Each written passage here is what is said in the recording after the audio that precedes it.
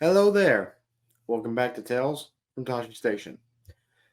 Well, guys, we got episode 3 of the Acolyte in the books, and I liked it. I liked it a lot. Um, just to kind of start out, um, well, no, I'll save that for when we punch it. So, without further ado, hey Chewy, do me a favor, punch this thing. Let's get into it.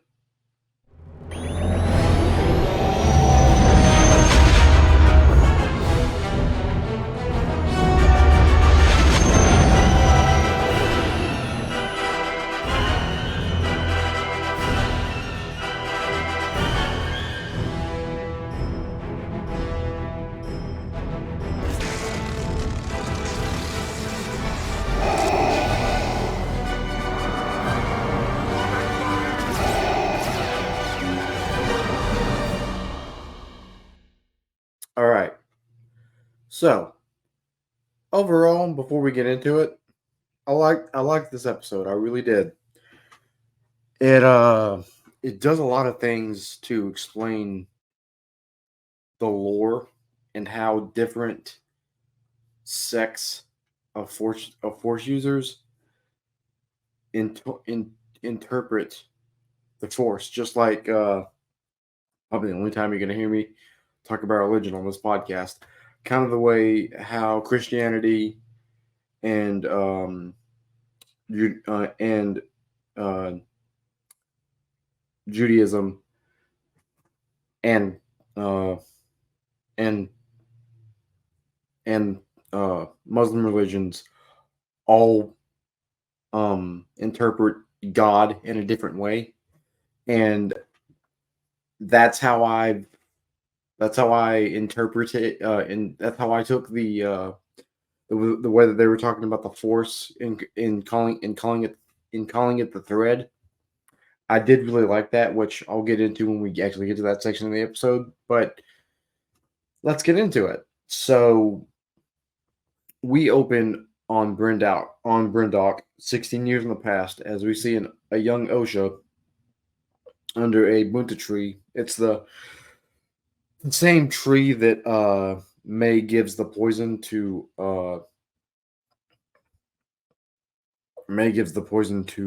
Chimera in the last episode, and she's playing with I guess some kind of bird.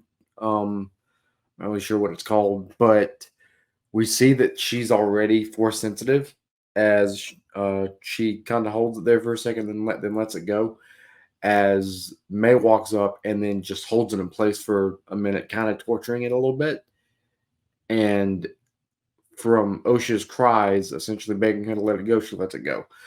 And uh, as they leave, they begin to recite the same, I guess, poem that we hear in the first episode, as Mother Coral comes up and reprimands them for being alone in the woods. As we see them go back to the village, and we see that Soul is tracking them.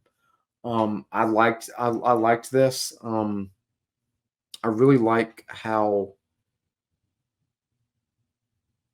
what Soul was doing, just kind of sneaking around. I've got my theories on what exactly the Jedi's true mission is here, and we'll get to it. So we see the kids go back to the coven. We are then introduced to their actual Mother Anastasia, as we find out they are preparing for something called the Ascension, as they are sent to the common room for a training session. And we get this nice back and forth between Coral and uh, Anastasia, essentially like a nature versus nurture type situation, and how this is how these twins aren't normal children. That's the first hint that we get that something isn't really correct about them and how they were conceived. So I'll get to that in a second. We then find out that this coven calls the Force the thread, which, like I said earlier, I find interesting how different religious sects of Force users interpret it and call it by different names. I really find that interesting, and I actually like that little twist that um, not all Force users view the Force in the same way, or even call it the same thing. Which, going back to my my Christianity and Christianity, Judaism, and Muslim comparison, I just find that interesting from a Star Wars point of view that they're explaining that different religious sects have different ideas and ideals based on the Force and how it should be used. I really like that. And something else that I noticed during this whole training exercise, and even early on in the episode, that May and Osha are literally the dark and the light side. One, May is very aggressive and very closed off and doesn't want her sister to leave and wants to keep things the same. Whereas Osha is much more kind, much more open to ideas, and I'll even say it a little bit more naive, which again I find very interesting. Which goes into one of my theories, which I will get to here in a little bit. Don't you worry. And during the ceremony, May says yes to Mother Anastasia and is gifted a marking tattoo, something on her forehead that we see from episode one. That's how Indara notices her in the noodle bar when they're fighting in the first 5 minutes of the first episode. As as Osha's about to say yes, very hesitantly, I will say, the ceremony stops because we get Indara, Torben, Kilnaka, and Soul arriving. And this is where things get interesting. Essentially, the Jedi are saying that they were unaware that this planet was inhabited, which I kind of call bullcrap on. And Mother Anastasia actually does the same thing and basically calls their bluff and says, I know you're lying, but keep going." And essentially, they're Indara tells the coven that essentially that they need to take the kids with them because essentially what they're doing to the children is wrong, which I found very interesting because I mean the Jedi kind of do the same thing. They take children from their families at 4 years old. So what's the difference between the Jedi's way of training and indoctrination, and what's the difference between their training and indoctrination that they're doing with this coven? So I just found that very interesting. And then we see this while that's going on, Anastasia takes control of Torben, essentially like mind controlling him and turning his eyes black. And uh Indara says they'll leave, but before they do, essentially they request that both the kids be tested.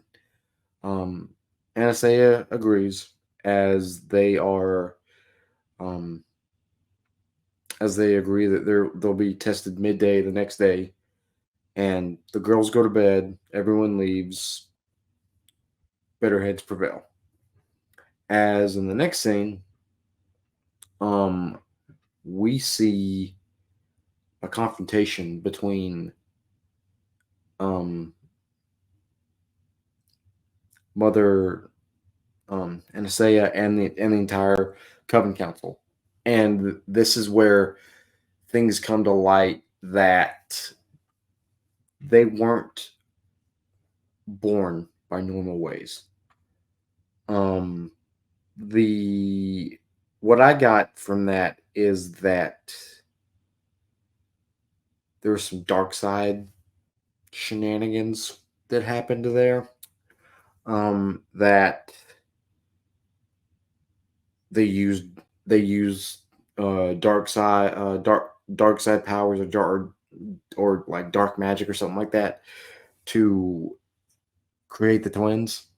Um, I do have a theory about that. I'll get to in a second. So I find it interesting that we're already kind of seeing the nature of things, and that also plays into what happens later. So they also during this exchange they also come up with an idea to have May and OSHA lie during the tests. And before they have the test, and Anastasia tells both the girls to lie as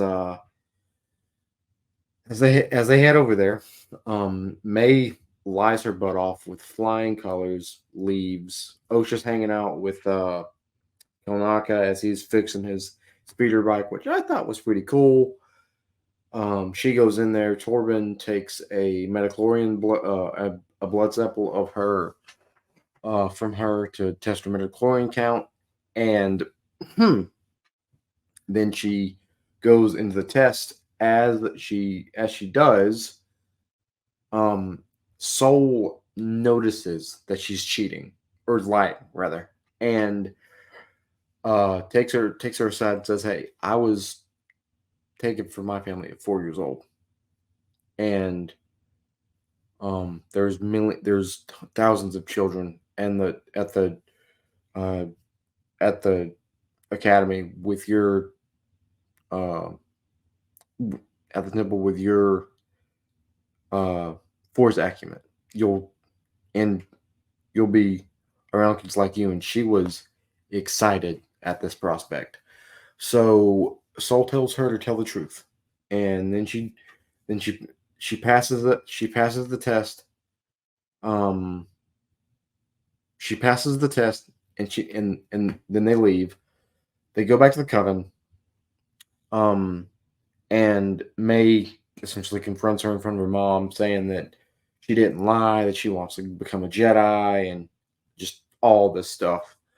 Uh, May throws a temper tantrum as she gets taken away, and we get a moment with Anastasia and Osha, which I would say parallels Shmi and Anakin right before he gets taken to the temple. Again, we're getting a lot of Anakin parallels with these with both these characters. Um, they essentially have a scene where Mother Anastasia tells Osha to not be afraid. Don't let fear make this choice for you. If you truly want to do this, pull the thread and do it. As she seems pretty okay given what happened earlier in the episode. As as we then this is the part of the episode that gets really good. So Osha begins to get ready to leave as May confronts her and says, "I'm not going to let you leave. I'm going to kill you. You can't leave."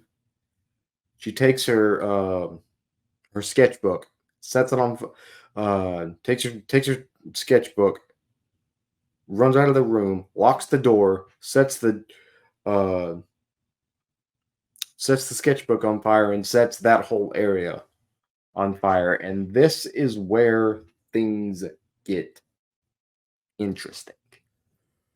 So we are given a point of view of the events through Osha. Osha manages to escape, and by the time she does, the fire that May started is spread all over the place, out of control. Everyone's already dead. Ocean catches up to May. They're on a bridge that's broken in half. May drops. We don't see where she lands.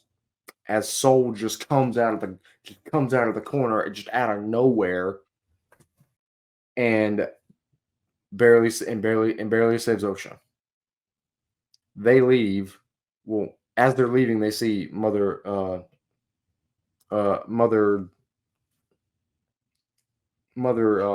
Anastaea's body. We don't get a good look at her injuries. In fact, there's about 15 people in that pile, and they don't really have a lot of rubble on them. So, how did they die? They get out. The next thing we see is OSHA coming to on the ship. And this is where things get interesting. Two things I noticed in this scene. If you look at Torben, his face is already scarred up. And Kelnaka is not on the ship with them, which I find interesting. But more on that in a second. OSHA comes to, and Soul, I'm pretty sure he's lying to her at this point, or trying to lie, because he basically says that May started the fire that killed everybody, got out of control, everyone's dead. We can't go back.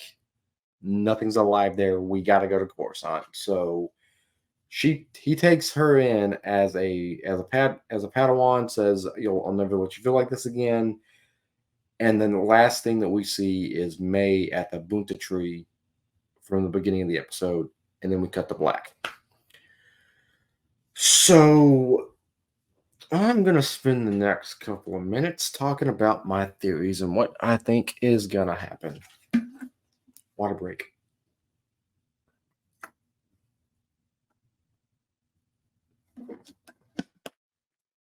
So I'm going to go back to the first theory I'm going to talk about is the way to which the twins were born. From what I gathered in this episode, and just thinking about it over the last couple days, it's mirroring the conception of Anakin, how the Force created Anakin naturally to balance things out. I don't think that's what happened here. I don't think they might be a dyad, but I don't know. I think they might be a dyad, or at least a dark side version of a dyad, because I think what happened is the apprentice that we see from the into the first episode.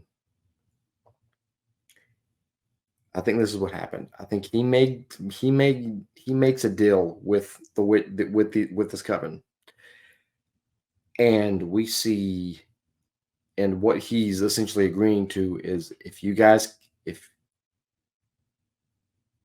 can make me two twins, I'll get you on Brundock. You'll be safe. No one's ever going to come for you. Nothing. And his original plan was to use both of them as acolytes to take down the Master. Whoever the Master is. Could be Tenebrous, could be, I don't know. So I think his original plan was to use both twins, as acolytes to take out the Master. To my second theory. We're not given the entire story of what happens on this at this fire. Like I said, I think what we were given in this episode was literally a point of view from May's perspective, what she saw, what she heard happen, and I think there's a lot more to that. I don't think that what May did to Osha, setting her room on fire, caused everything to get blown up. I think what happened is there's two incidents that are happening in this at the same period. A, there's the fire in that May starts, and B, there's another incident with the Jedi. Which here's my point. Here's my thing with why the Jedi are in this at the planet to begin with. I think I think the Jedi are here to not eradicate this coven, but to keep an eye on them to see if they do anything sketchy. And then if they do, they start doing sketchy stuff. That's when they were gonna move in and take them out. But seeing as there's kids with them now, gets a little gets a little bit more complicated. So I think what happens here on Brindok, I think the full scope of what happens on this planet is there's two incidents that happen. The fire that May starts that um that sets fire to Osha's room and having to escape and all that good jazz.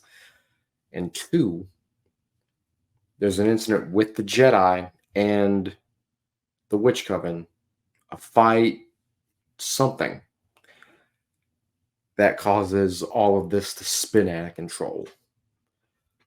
My official prediction is I think either Torben or Kelnaka, one of the two, are going to get possessed again when they come to blows with the Witch Coven. Kelnaka or Torben, again, not sure which one, attacks the other. Torben gets scarred. Kelnaka either realizing what he did through being possessed or having to just strike down another Jedi, just leaves, just banishes himself. That's why he's on that planet at the end of the second episode. And during all this, during this fight, I think that's what starts this all getting out of hand. I think Soul and Indara, probably Indara, um, given what May says to her when we see her in the first episode, Indara probably just starts blasting people. Just starts lay just laying people out left, right, and center. Um, and I think Soul isn't okay with all of this. That's why he's running after Ocean and May trying to save him. He gets away in the middle of all this. I don't think he partakes in it.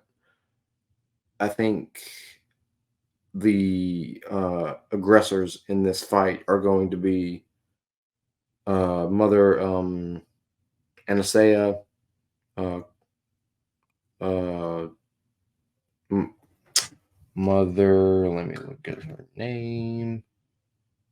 I think Mother Coral and uh, Mother Anasea and the witches are going to be the aggressors in this situation from their end, and the aggressor or aggressors are going to be Indara in this situation. Because I think, like I said, I think um, Torben is going to get possessed, or Kanaka is going to get possessed. They're going to start fighting each other, and then Indara's got to start fighting the witches. Maybe she kills a couple of them, and just things just implode from there. I think that's what happens, and I think that's why they're all just away. When we first see them in the first episode, they're all dealing with it with in their own way. So to close, I really have enjoyed these episodes. so far. I think they're very well written. I personally, and if you want, if you want to come in my comments, please, please, let's do it. I've genuinely enjoyed this show. I think it's good. I think it's expanding the lore of Star Wars. I think so far it's probably some of the best stuff Disney has put out in live action since they got their hands on it. Um, I'm really liking where this is going because we still don't know Jack. We don't know anything, and I'm really interested to see where this goes. So so I think we're going to be getting a time. I think the rest of the episodes we're going to get time jumps between current events and Brindock, and we get to see each part of the story until the last episode. Everything finally converges, and we know everything, and then something else big is going to happen. So overall, really enjoying the Acolyte so far.